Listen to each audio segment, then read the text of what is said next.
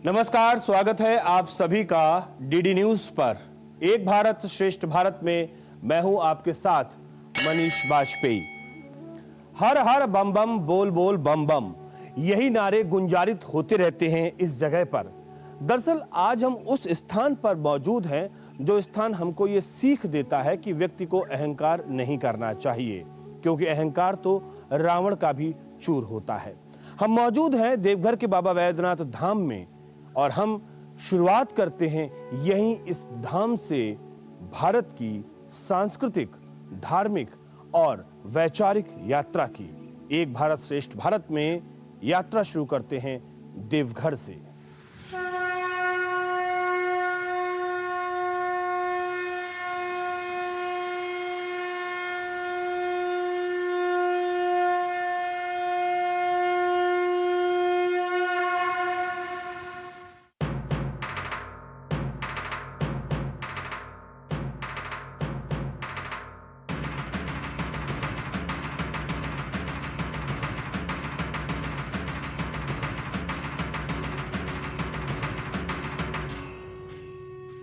वैसे तो यहाँ की कहानियां बच्चे बच्चे की जुबां पर हैं। सैकड़ों सदियां बीत गईं, न जाने कितनी पीढ़ियां गुजर गईं, लेकिन इस गुजरते वक्त के साथ बाबा वैद्यनाथ धाम की महत्ता, इसकी सर्वोच्चता और पूरे के पूरे भारत को एक सूत्र में पिरोने की जो इस स्थान की भूमिका है, वो लगातार बढ़ती चली गई। इस स्थान से जुड़ी हुई कई पारंपरिक कथाएं हैं, कुछ आधुनिक कथाएं हैं, जिनको जानना और समझना बेहद जरूरी भी है और दिलचस्प भी है।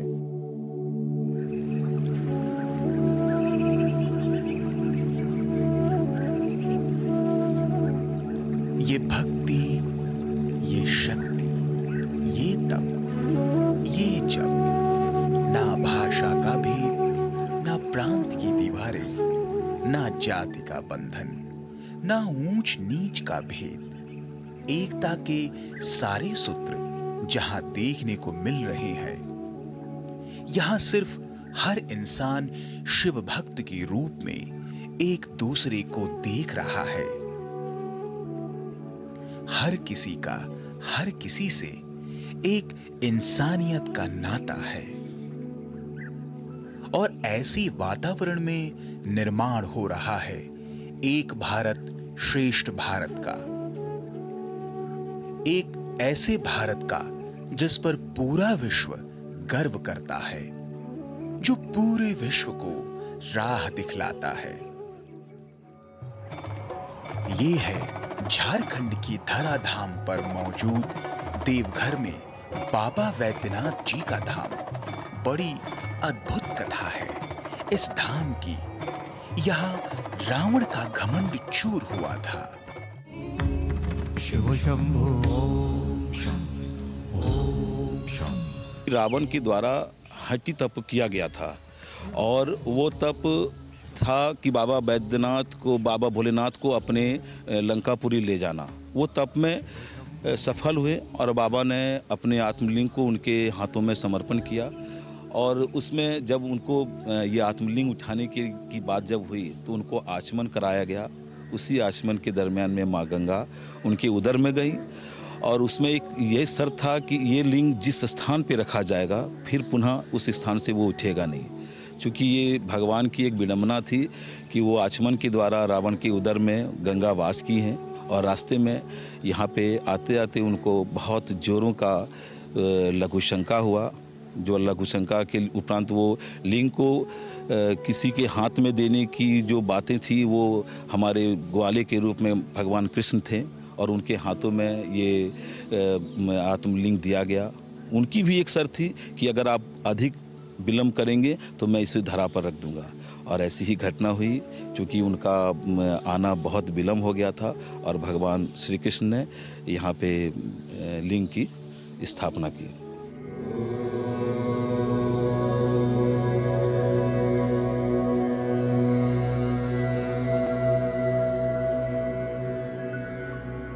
इस लिंग की स्थापना का इतिहास यह है कि एक बार राक्षस राज रावण ने हिमालय पर जाकर शिव जी की प्रसन्नता के लिए घोर तपस्या की और अपने सिर काट काट कर शिवलिंग पर चढ़ाने शुरू कर दिए। एक एक करके 9 सिर चढ़ाने के बाद 10वां सिर भी काटने को ही था कि शिव जी प्रसन्न होकर प्रकट हो गए। उन्होंने उसके 10 सिर ज्यों के त्यों कर दिए और उससे वरदान मांगने को कहा। रावण से बड़ा भक्त शिव जी का न हुआ है न होगा। शिव भक्ति में उनको प्रसन्न करने के लिए रावण ही ने जो है अपना शीश काटना शुरू किया था।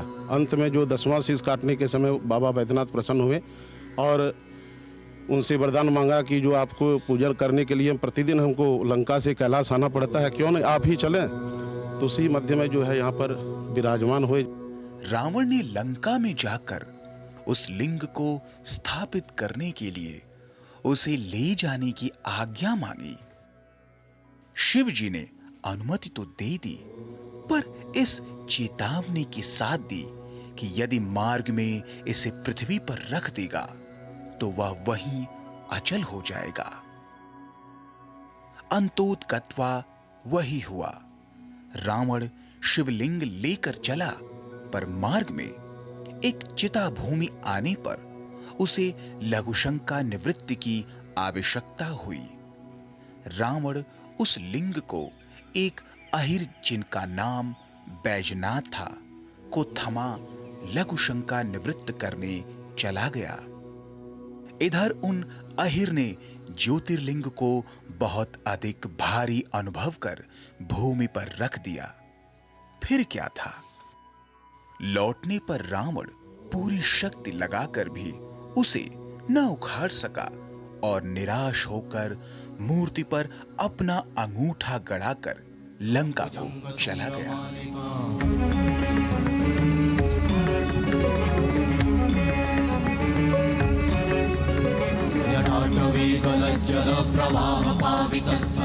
ये आस्थाओं का घर है, क्योंकि ये देवताओं का घर है।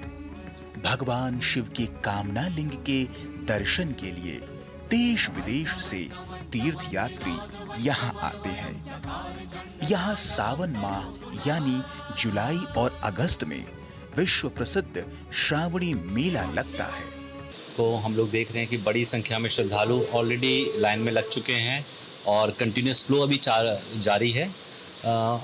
इस बार हमको लग रहा है कि जो पिछला एक हफ्ता गया है उसके बाद में ये दूसरे सोमवारी को बहुत ही बड़ी संख्या में श्रद्धालु जलार्पण करने में सफल होंगे। सब जगह पे हमारी व्यवस्था जो है वो दुरुस्त है। सब जगह पे पुलिस बल मौजूद है, अच्छी संख्या में पुलिस बल मौजूद है। मजिस्ट्रेट अपनी ड्यूटी कर रहे हैं। यहाँ पे आप देख रहे हैं हम लोग इंटीग्रेटेड मेला कंट्रोल रूम में बैठकर भी सब जगह का जो फीड आ रहा है, 850 कैमरास लगाए गए हैं पूरे मेला क्षेत्र में। हम लोग किसी भी कैमरा के माध्यम से किसी भी क्षेत्र की निगरानी कर सकते हैं। बहुत अच्छे से मॉनिटरिंग किया जा रहा है और वायरलेस कम्युनिकेशन के माध्यम से सब पॉइंट्स पे हम लोग अपना इंस्ट्रक्शंस और डायरेक्शंस इमीडिएटली दे सकते हैं। इस माह में लाखों की संख्या में भक्तगण सुल्तानगंज में गंगा जल भरकर 105 किलोमीटर की दूरी पैदल तय कर सुल्तानगंज से देवघर में पहुंचते हैं और यहाँ गंगा जल शिव को अर्पित करते हैं। सुल्तानगंज में कांवर हम लोग लेते हैं, वहाँ से सजाते हैं कांवर को, घुंघरू घंटी वंटी सब नाग वगैरह ये सब लेके बाबा का नाम लेके आधार महादेव बोल बाबा के द्वार आ जाते हैं। आने का तो 15 साल हो गया और जब आते हैं तो बहुत ही उत्साहित रहते हैं और ऐसे कोई कष्ट पीड़ा तो बहुत ही सारा है रास्ता पे, लेकिन सब दर्द एक बार जल डाले सब दर्द चला जाता। ऐसा माना जाता है कि जो भक्त यहाँ मनोकामना लेकर आते हैं, बाबा उनकी मनोकामना पूर्ण कर देते हैं। यहाँ से 105 किलोमीटर गंगा जी है। वहाँ से कांवरिये लोग बड़ा ही श्रद्धा के साथ, पवित्रता के साथ, एक विश्वास के साथ सदियों प्राचीन परंपरा को निभाते हुए जो है यहाँ पर बम बम बम बम बम बम बम बम अर्थात शिव जी, उसमें ब्रह्मा विष्णु महेश तीनों का नाम उसमें आता है। व उ म 3 अक्षर से वम का शब्द बना हुआ है और हर हर महादेव का जय घोष लगाते हुए शिव भक्त जो है कांवर लेकर के, गंगा जल लेकर के पाँव पैदल यहाँ पर आते हैं और बाबा बैद्यनाथ का जल अर्पण करते हैं और हमारे बाबा बैद्यनाथ जो है मनोकामना लिंग हैं। तो यहाँ पर जो भी कांवरिया आते हैं सच्चे मन से जो आते हैं, जल चढ़ाते हैं, जलार्पण करते हैं, उनका निश्चित ही मनोकामना पूर्ण होता है। बाबा बैद्यनाथ धाम से महज कुछ ही मिनटों की दूरी पर मौजूद है शिव गंगा का ये सरोवर कुंड। ये बहुत ही पवित्र और पावन माना जाता है इसको, और इसके साथ में एक कथा जुड़ी हुई है। और कथा कुछ इस तरह से है, जब लंका का राजा रावण भगवान शिव के मनोकामना लिंग को लेकर जा रहा था, तो जब वो इस धाम पर, जब वो इस जगह पर रुका, तो लघुशंका से निवृत्त होने की उसकी इच्छा हुई। और लघुशंका से निवृत्त होने के बाद में जब उसने अपने हाथों के प्रक्षालन के लिए पानी की खोज की, तो उसे यहाँ कहीं पानी नहीं मिला। तब उसने क्रोध में आकर उसने कस के प्रहार किया यहाँ पर धरती पर, जिससे कि यहाँ से धरती से ही पानी का स्रोत फूट पड़ा, उद्गम फूट पड़ा, और उसी समय से यहाँ पर इस कुंड की उत्पत्ति हुई है। मान्यता ये भी है कि जब लोग यहाँ पर बाबा बैद्यनाथ धाम के दर्शन करने के लिए आते हैं, तो इस पवित्र और पावन सरोवर में वो लोग स्नान करते हैं, और एक दूसरे के साथ में इनका इतना संबंध गहरा है कि दोनों एक दूसरे के पूरक माने जाते हैं। तो ये मान्यताएं, ये कहानियाँ, ये किंवदंतियाँ ही हमारे धार्मिक विश्वास की जड़ों में, इसकी बुनियाद में मौजूद है, जो कहीं ना कहीं हमारी आस्था को और भी ज़्यादा समृद्ध करती हैं और भी ज़्यादा सुदृढ़ करती हैं। शिव गंगा की उत्पत्ति, चूँकि जब रावण द्वारा वो लघुशंका खत्म हुई, तो आपको मैं बता रहा हूँ कि ये पठारी इलाका है, यहाँ पे जल की बहुत ही कमी थी। तो जब रावण आसपास की किसी भी जगह में उनको जल ना मिला हाथ धोने के लिए, तो उन्होंने मुष्टिका प्रहार करके शिव गंगा की उत्पत्ति की, और उन्होंने वो शिव गंगा के जल से अपने हाथ पांव धो के वो शिवलिंग की ओर बढ़। जो भी उत्तर वाहिनी गंगा से जल लाता है या हरिद्वार से लाए, जो भी लाए, उसको शिव गंगा में स्नान करने के उपरांत ही बाबा बैद्यनाथ के यहाँ पे आए और पुरोहित से संकल्प करके वो पूजा करें।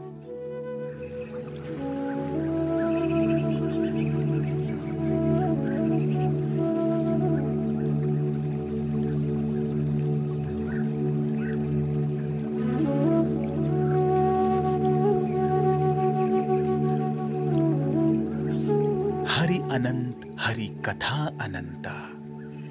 देवघर के बाबा बैद्यनाथ की कथाएं अनंत हैं। हर किसी का अपना अनुभव है, और इन्हीं चमत्कारों की वजह से, इसी भक्ति भाव के फलस्वरूप गिद्धौर नरेश की राजमाता ने बाबा बैद्यनाथ के गुंबज में 1.25 मन सोना का स्वर्ण कलश लगवाया था। इसी गुंबज में चंद्राकंत मणि लगा हुआ है। गुंबज को ढकने वाला कपड़ा जब हटाया जाता है, तब चंद्रकांता मणि के दर्शन किए जा सकते हैं। ये 72 फीट का ऊंचाई है गुंबज, ये बाबा बैद्यनाथ मंदिर का, और इसके ऊपर में जो है 1.25 मन अर्थात 50 किलो का जो है उस समय का दिया हुआ महाराजा गिद्धौर की तरफ से जो है इनको यहाँ पर स्थापित किया गया था। तो आज से जो है विराजमान है यह गुंबज। बहुत ही उत्तम क्वालिटी, उत्तम सोना है, जो कि आज तक विराजमान है, कुछ आज तक नहीं हुआ है। और सब जगह देखेंगे कि मंदिर के ऊपर में त्रिशूल रहता है। हमारे सब मंदिर के ऊपर में पंचशूल होता है। तो यह पंचशूल जो है पंचतत्व का प्रतीक है। क्षिति जल पावक गगन समीरा, जैसे कि यहाँ पर शिव शक्ति का जैसे कि यह दुर्लभ संयोग है, उसी तरह पंचशूल भी यहाँ का पंचतत्व का प्रतीक है। जैसे कि आप गठबंधन देखते हैं, यह भी कहीं नहीं होता है, क्योंकि यहाँ पर शिव और शक्ति दोनों विराजमान है, इसलिए यहाँ पर ग्रंथि बंधन भी होता है।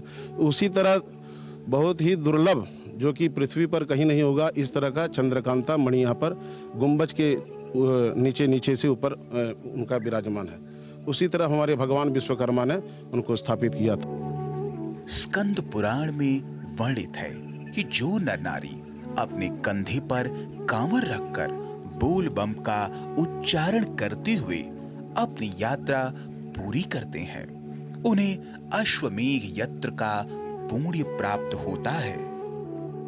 आनंद रामायण के अनुसार राज्याभिषेक के पश्चात भगवान श्री राम सीता और तीनों भाइयों समेत देवघर आए थे और भगवान शिव पर कांवर से लाया गया जल अर्पित किया था। मर्यादा पुरुषोत्तम राम और उनके परिवार के द्वारा पहला कांवर वो उत्तर वाहिनी गंगा से वही लाए थे और ये परंपरा तब से चालू हुई है। जो श्रावण मास में जो ये कांवर यात्रा है उसका सबसे बड़ा महत्व। मर्यादा पुरुषोत्तम राजा रामचंद्र यहाँ पर आने से ही उनको पता था जो यहाँ पर बिना न गए हमारा जो है अश्वमेध यज्ञ, इतना बड़ा यज्ञ अधूरा रहेगा, तो इसलिए उनको सकल परिवार सब परिवार उनको आना पड़ा और हमारे बाबा बैद्यनाथ का पूजन किए, विधिवत दर्शन किए, तब जाकर के उनका अश्वमेध यज्ञ पूर्ण हुआ, उनका मनोकामना पूर्ण हुआ। बाबा का ये धाम हर किसी से जुड़ा हुआ है और हर किसी के मन में बसा हुआ है बाबा का ये धाम। बहुत सारी कहानियां हैं, आप भी जरूर जानना चाहते होंगे और हम भी आपको बताना चाहते हैं। आखिरकार भगवान नीलकंठ का रिश्ता कैसा है, यानी कि नीलकंठ का क्या महत्व है इस धाम के साथ में, माँ पार्वती का क्या कनेक्शन है, आखिरकार क्यों शिव और शक्ति की जो जोड़ी है वो यहीं पर दिखाई पड़ती है। ऐसी न जाने कितनी बातें हैं जिन्हें हम आपको बताएंगे जरूर, लेकिन इसके लिए आपको करना होगा थोड़ा सा इंतजार। मिलते हैं इस छोटे से ब्रेक के बाद।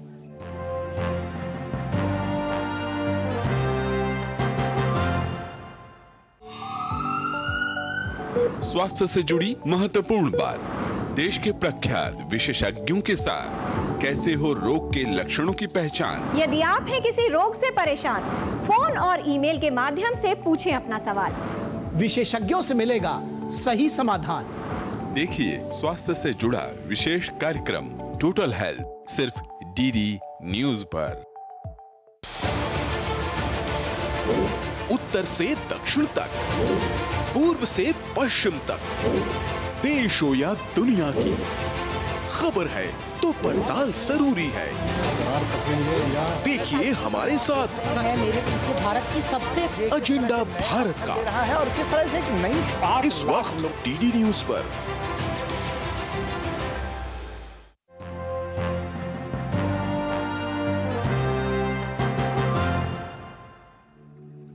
वेलकम बैक डीडी न्यूज पर। मैं हूं आपके साथ मनीष बाजपेयी और एक भारत श्रेष्ठ भारत में आज हम यात्रा कर रहे हैं बाबा बैद्यनाथ धाम की। बहुत खास है ये धाम और कुछ ऐसी चीजें हैं जो कि पूरी दुनिया में, पूरी धरती पर कहीं दूसरी जगह नहीं मिलती। खास तौर पर अगर हम धार्मिक मान्यताओं और परंपराओं की बात करें, क्योंकि यही मान्यताएं और परंपराएं हमारे विश्वास की बुनियाद में हैं। यहाँ पर शिव और शक्ति का जो अद्भुत मिलन है वो दूसरा अन्यत्र कहीं देखने को नहीं मिलता। यहाँ पर जो कथा जुड़ी हुई है भगवान नीलकंठ के साथ, वो दूसरी कहीं और जगह देखने को नहीं मिलती। यहाँ जुड़ा हुआ है भगवान राम का राज्याभिषेक और यहाँ जुड़ा हुआ है उनका अश्वमेध यज्ञ। बहुत सारी कथाएं हैं इस बाबा बैद्यनाथ धाम से जुड़ी हुई जो कि हमारी महान विरासत को और ज्यादा समृद्ध करती हैं।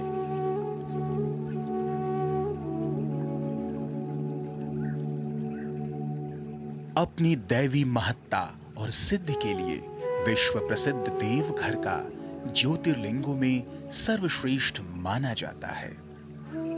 पुराणों में देवघर को हृदय पीठ और चिताभूमि भी कहा गया है, क्योंकि इसी स्थान पर माता पार्वती का हृदय गिरा था और यहीं भगवान शिव ने उनका अंतिम संस्कार किया था। ये बाबा बैद्यनाथ तो बाद में आए, यह पहले शक्तिपीठ है। माता सती का जो 51 पीस हुआ था भगवान सुदर्शन के चक्र के द्वारा, तो माता का जो मुख्य पाठ है हृदय, यहीं पर गिरा है। वही हृदय पर बाबा बैद्यनाथ हमारे यहाँ पर विराजमान है। किंवदंतियों के अनुसार समुद्र मंथन के दौरान निकले हलाहल को पीकर भगवान शिव नीलकंठ कहलाए। विष के प्रभाव को कम करने के लिए शिव ने अपने सिर पर अर्धचंद्र धारण किया। सभी देवता भी शिव के सर पर गंगा जल डालने लगे। यह घटना श्रावण मास में हुई थी। उसी समय से शिव भक्तों द्वारा श्रावण मास में शिवलिंग पर गंगा जल अर्पित करने की परंपरा चल पड़ी। जब समुद्र मंथन हो रही थी उस समय जब अमृत निकला तो देवों में बटा और जब विष निकला तो देव और दानव दोनों ही पीछे हटे। उस समय महादेव ने वो विष का पान किया और वो विष इतनी ही प्रभावशाली थे कि वो बाबा भोलेनाथ ने अपने कंठ में वास किया। उसी दिन उनको नीलकंठ की उपाधि मिली, वो भगवान नीलकंठ के रूप में हुए। तो वो विष का जो प्रभाव था, जो जलन था, तो वो गंगा जल से उनको शांति होती है। ये परंपरा इसी कारण से चलती आ रही है। वैद्यनाथ धाम के मंदिर के प्रांगण में कुछ अन्य मंदिर भी मौजूद हैं, जिनका सबका अपना महत्व है। पार्वती मंदिर, जो मुख्य मंदिर के ठीक सामने पूर्व की ओर पश्चिम मुखी पार्वती मंदिर का चबूतरा अन्य मंदिरों की उपेक्षा ऊंचा है। मंदिर का शिखर शिव मंदिर के शिखर से लाल रंग के धागे से बंधा रहता है, जो शिव पार्वती के वैवाहिक संबंधों का द्योतक है। इसके अतिरिक्त जगत जननी मंदिर, गणेश मंदिर, ब्रह्मा मंदिर, संध्या मंदिर, काल भैरव मंदिर आदि प्रमुख हैं। ये शिव शक्ति का प्रतीक है और यह जो है कहीं पर भी नहीं है, ये हमारे यहीं पर बाबा बैद्यनाथ धाम में ही है, क्योंकि यहाँ पर शिव और शक्ति दोनों विराजमान हैं। इसलिए जो भी यहाँ पर ये इस तरह का गठबंधन करते हैं, उनका भक्त का हर प्रकार का मनोकामना पूर्ण होता है। जिनकी शादी नहीं होती उनका शादी होता है। इस तरह का हर प्रकार का मनोकामना वह भोले बाबा माता पार्वती पूर्ण करते हैं। विश्वकर्मा जी का, जो कि देवशिल्पी देवताओं के जो मिस्त्री हैं हमारे विश्वकर्मा महाराज, वो 5 मंदिर का निर्माण किए। वो जो है सबसे पहले बाबा बैद्यनाथ, माता पार्वती, माँ संध्या, काली और लक्ष्मी नारायण।